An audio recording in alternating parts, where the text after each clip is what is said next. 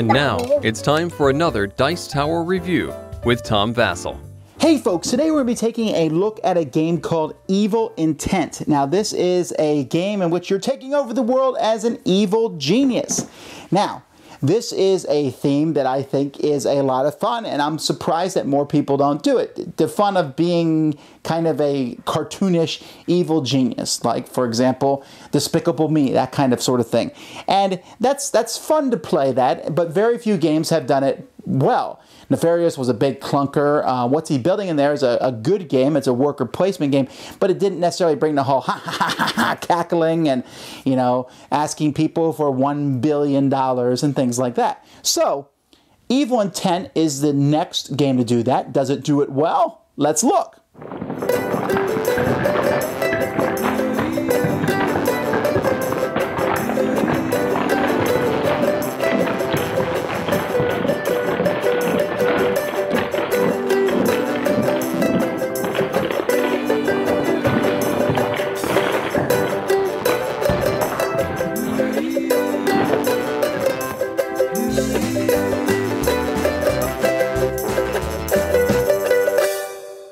There's a lot of pieces in this game, but before we look at the pieces, let's look at you, who you're going to be. See, each person is going to be an evil scientist or an evil villain. So here you can be Dr. Van Vendel Slick, or this alien from outer space, or the Zealot. And there's lots of cool, there's lots of different guys. Here's Hoppy. Each of them has a special ability. Gives a little bit of a thing like the Duchess, her husbands have accidents, but she's immune to remain in effect agent cards. So they each have one special ability, and then they have their base here. So you're going to have one of these folks, and then you're also going to be choosing a plot. Now you're going to get two of these plots that you'll be given. So maybe I'm trying to raise an undead army, or bloodthirsty plants, or I'm going to clone world leaders. Now each of these plots is they're fairly similar. I'll talk a little bit about them, but these you keep secret. You'll turn it over to show your scheme to take over the world. This shows you what to do each round of the game too. It also doubles as a player aid, but you'll leave whoever you are. So let's say I'm Master Sheng. I'll leave that face up in front of me. Now all over the board, you're going to have different areas that people are going to be trying to take over. And the game takes place over a certain number of rounds. 8 rounds. Actually, it can last longer than 8 rounds, but there's 8 normal rounds of the game. In each of these rounds, you'll notice that this round number here is pink, the first one. So that means if any spots are empty on the board, in the first round they're all empty, you'll start by putting a pink card face up in that spot. That's a media card. And then you'll put a yellow card in the next empty spot, and then a red card in the next empty spot, and then orange, and then blue, and then purple, and then green, and then pink again, and it just rotates like this. Now, you won't have them all open like this in the future, although after the end of round 4, you'll discard them all and replace them with new ones. But let's say these two are gone in round 2. Then in round 2, I'll look and say, okay, the first card to place in these 2 empty spots, first I'll put an orange, and then the next empty spot gets a blue. So it's an interesting way to fill the board up. Now you'll notice that there's 2 different kinds of cards out here on the board. There's cards that have a silhouette. Those are basically ordinary cards that you need to get those to accomplish your schemes. And then there's cards where you can see the full pictures. Those, if you get them, will also provide you with special abilities. Now at the beginning of the game, each player is going to get some money, and there's different money that players will have over the course of the game. They're also going to get some minions here, and then they're going to get a pile of henchmen. You get 10 henchmen. And the henchmen are what's important about the game. At the beginning of each turn, what players are going to do is they're going to assign their henchmen to different areas. For each henchman that I have here, at the end of a turn, I'm going to get money. 10 million for each guy I put there. So the more I put there, the more money I get. For each henchman I put here, I'm going to be able to move my minions on the board. This gives me a certain amount of movement. And for the henchmen I put into these spots over here, will give me a certain amount of influence I can spend, and up here a certain amount of force I can spend. So you can try and balance them out, I suppose, and you can buy more henchmen. You can get many more henchmen. I believe there's 25 per person. You only start with 10. And so you'll be setting those up as the game goes by. There are 2 decks of cards that are drawn over the course of the game. There's agent cards, and then there's global cards. These cards are not drawn until one player has started global domination, which can't happen till round 4, but can wait till later. So you'll draw one of these cards. Sometimes it's a card that remains in effect. So this one makes everybody at -3. These are the good agents of the world working against you. Sometimes there's another remains in effect. Sometimes they're one shot. Here's Elwood Johnson. And, you know, every player has one minion killed, and it's your choice. And so minions can be killed by these guys. So you'll draw one of these each turn. Then on the player's turn, players are going to use their minions. You'll have 2 minions, and you can have up to 4 of them at any given point in time, and you'll be able to move them using your movement points. So if I had 3 movement points, I could go 1, 2, and this guy could go 3, or I could take one guy and go 1, 2, 3. I can go to different spots on the board. Now I'm going to go to those spots because I'm going to try to do those missions. So here, for example, I'm going to try to beat this guy up. See, he only needs 4 successes to beat him, while he needs 6 influence successes to beat him. So when I do that, I'm going to roll the number of dice for the minions that I have set there. I'll get an extra 3 dice if I send, for each henchman that I have in that area. So if, for example, I'm going to do this guy in force, and I look on my force part of the board, and I've put 6 tokens there. So I'll get to roll 6 dice on force. If I have another minion there, I get to roll an extra 3 dice. So let's say I do that.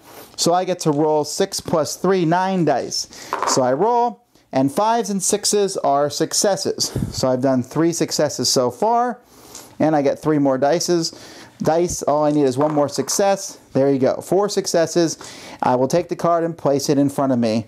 And from now on, I can always act like I have an extra minion in movement.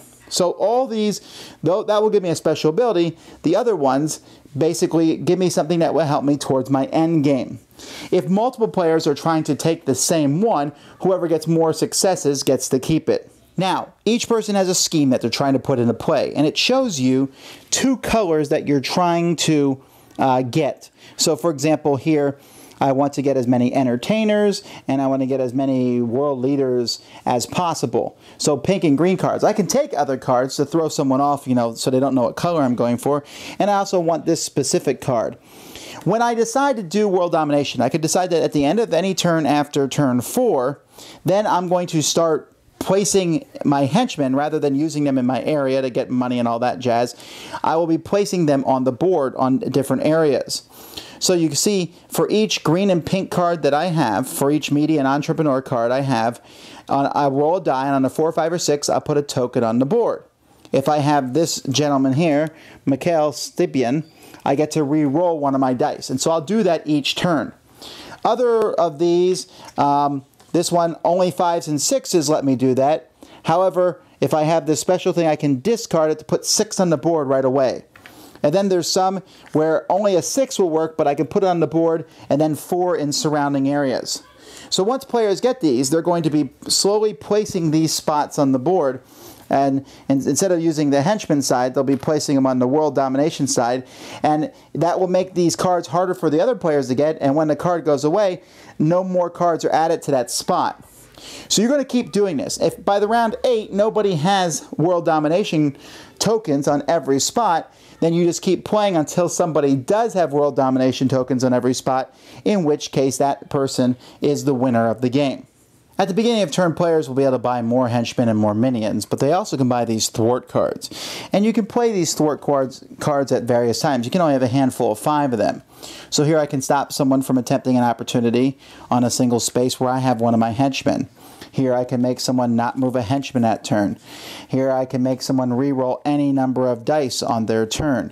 Here I can steal a common opportunity card from another player. These are opportunities. The common ones are the ones with the silhouette backgrounds. Here, when an agent card is drawn that affects the first player only, you can choose another player that it affects also. Here I can steal a minion from another player. You know, so there's lots of these cards in the game, and they're basically take that cards, and there's no limit to how many you can play. You just can only have 5 in your hand. First of all, I have to say that I like the components of this game. I wish that the different opportunities were a little cooler in what they were, like maybe broadcast from the Eiffel Tower type thing. They look like they were Kickstarter backer names. Maybe I'm wrong there, I don't know. And the components are cool. I especially like the little minions you have. The money's a little bland, but for the most part, everything looks cool. The board looks like, you know, one of those spy maps, and adding the cards, it all looks good. I especially like the artwork for the bad guys. They did a good job of picking different kinds of evil masterminds and different schemes. The game itself is entertaining, and I really think a lot of people are going to like it. But, and you could probably sense that was coming, but there was a game that came out in 1989, I believe, or maybe it was in the early 90s, I'm not sure. But there was a game called Monsters Ravage America. It's been recently reprinted as Monsters Menace America. And in this game, you're monsters, and you storm all over the globe, and you're smashing things, and it's super fun, and you get to control one branch of the armed forces, and you're fighting the other monsters, and it's fun. But at the end of the game, the monsters have this brawl against each other, and whoever rolls dice the best wins. That is exactly the same as this game. There's all these cool things. You're going around, you're playing cards, you have this cool little thing where you can move your henchmen around into different areas. That's a great mechanism, great! And I'm doing different cool things, but at the end of the game, it comes down to die rolling. It really does. Now you could say, and I'm sure defenders of the game will say, well, you can do this and you get more dice than someone else. You're right. But it still comes down to die rolling. I'm serious. At the end of the game, everyone's rolling dice, and whoever rolls the most successes, the best wins. And this game is so dependent on those successes. I'm telling you, let's say you need 5 successes to do something. So you get to roll 8 dice. Because it's a lot of work to get 5 successes. So you roll 8 dice, and you finally get 5 successes. Someone goes, boom, plays a card, makes you re-roll all your successes. Only your successes. Yay. It is possible for you to get nailed by lucky dice in this game more than almost any other game I've ever seen. The dice are not your friend. And so there's this huge dosage of luck. Okay, I can overlook that because of the way the game is, but the game comes out as this really cool strategic game when it's really not. It's cool, but it's super light. We're talking lighter than Munchkin light, really. But it looks like it's more than that. You're like, ooh, special abilities. I get cards, and oh, I'm going to fake someone out by getting an orange card. I don't even need an orange card. Really? In this game, I thought that was going to be something you could do, but it's not worth it because it's so hard to get cards as it is. Or maybe easy, depending on how the wild swings of luck. And those thwart cards, you quickly find out how powerful they are. You can really just nail someone to the wall with one of those. So you want to get them so you can nail them back or get to do things yourself. So pretty soon everyone's just buying thwart cards, and they're not that expensive, and they're way worth their weight in gold. So I really wanted to like the game. And I have to say that I enjoyed it. But I'll never want to play it again because it just doesn't... when I was done, it was like eating vapor. There was just nothing there. It was cool, it was neat, it does the theme well, but at the end, we're all sitting around rolling dice, and when someone wins, I stand up and clap and say, about time. Cool pieces, cool theme. Comes together, it looks neat. And the game plays, but at the end you realize that only the last 5 minutes of the game mattered. And that is a crime for a board game. So, now, oddly enough, even though I feel that way and I don't want to play it, I will say that there's a lot of people out there that I recommend this to. You say, hey, that sounds like fun. Then get it and play it and enjoy it. I really think there's a group of people who are going to really have a lot of fun with this and roll dice and be the super villains and get into it. And that's great. You can do that. And I mean, I can do that if you play it with me. It's just that when I'm done, I look at it and say, everything counted except the last few minutes? And I feel other people will say the same thing, but some people that won't mind. So whether that bothers you or not will determine whether you get this. But at least it stuck with the theme. Thanks so much for watching the Dice Tower videos. Find more great videos and reviews, as well as our top-rated audio podcast at Dicetower.com. You can also find other great shows at Dicetowernetwork.com. I'm Eric Summerer, and you've been watching The Dice Tower. The Dice Tower is sponsored by Cool Stuff Inc., where you can find great games for great prices. Cool stuff in stock. Check them out at CoolStuffInc.com. Shut the door!